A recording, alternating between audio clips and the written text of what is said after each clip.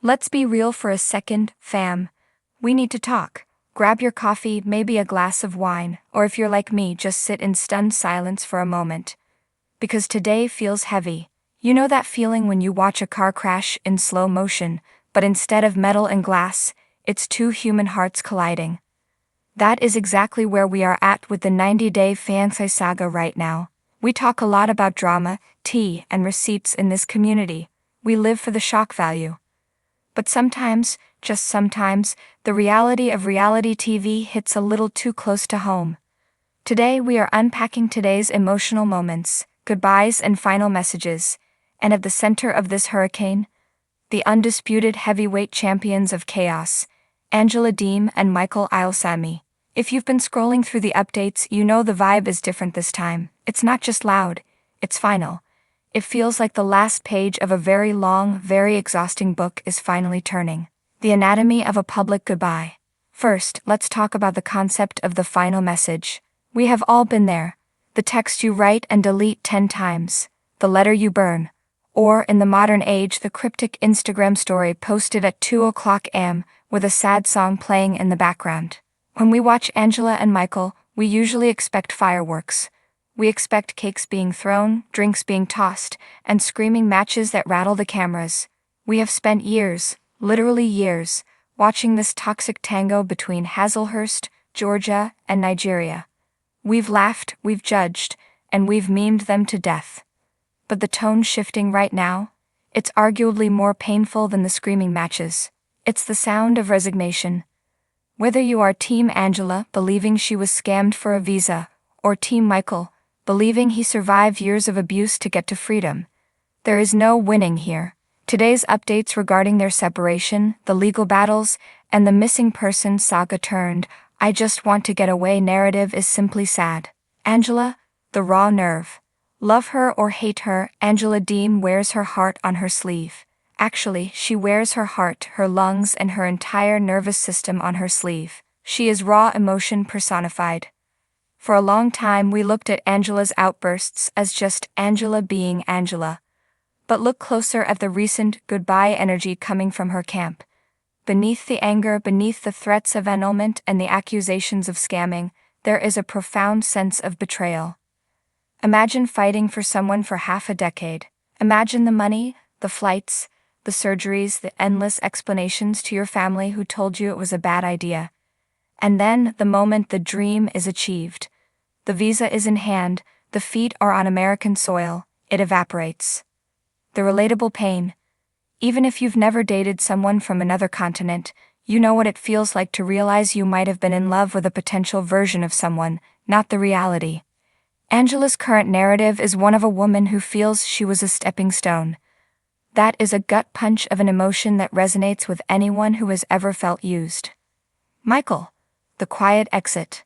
On the flip side, we have Michael, the man who arguably has the patience of a saint, or the calculated endurance of a spy, depending on who you ask. Michael's final message isn't in what he says, it's in what he did. Leaving without a trace? Telling authorities he feared for his life? That isn't a breakup text. That is an escape.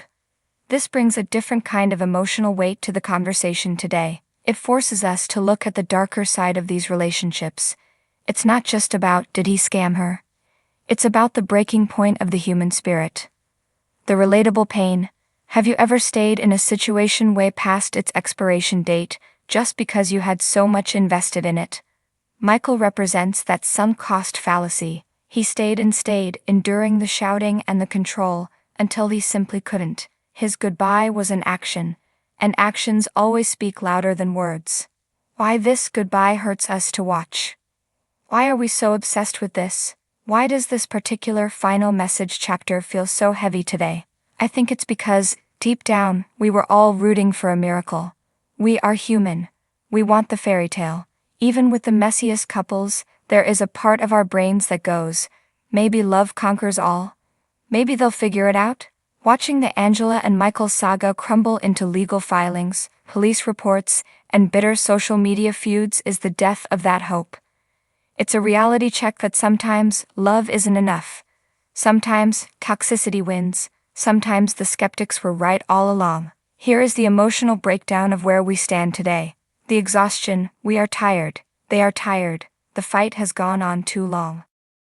The finality, unlike previous breakups, the legal system is involved now. You can come back from a blocked phone number, you can't easily come back from court filings and missing persons reports. The reality of happily ever after. It's a stark reminder that the wedding is just a day, the marriage is the hard part, and the green card? That's just a piece of paper, not a guarantee of happiness. The takeaway? It's okay to walk away. If there is a lesson in today's emotional moments, it is this: don't let your history keep you in a miserable future. Both Angela and Michael are holding on to so much pain, and watching them try to navigate these public goodbyes is a masterclass in how not to end things, but also a testament to how messy human emotions really are. We are watching two people who have fundamentally broken each other, and as viewers, we need to take a step back and realize these are real people. The pain in Angela's eyes is real, the desperation in Michael's escape is real. So as we digest the latest news, let's try to bring a little empathy to the comment sections today. It's easy to drop a "I told you so," but it's harder to sit with the sadness of a 7-year relationship imploding for the world to see. This feels like the end of an era for the franchise. Whatever happens next, one thing is certain: the Angela and Michael we knew are gone. What replaces them is yet to be seen. But for now, the silence left in the wake of their goodbye is deafening. I want to hear from you. This is a safe space, and I need to know where your heads are at with this. Do you think this is really the end, or will they find a way back to each other like they always do? Whose goodbye feels more valid to you, Angela's feeling of betrayal or Michael's need for escape? Does this change how you view the K1 visa process? Drop a comment below. Let's support each other through the drama. And hey, if you want to stay updated on this roller coaster without the robotic news speak, make sure you hit that follow/subscribe button. We navigate the mess together here.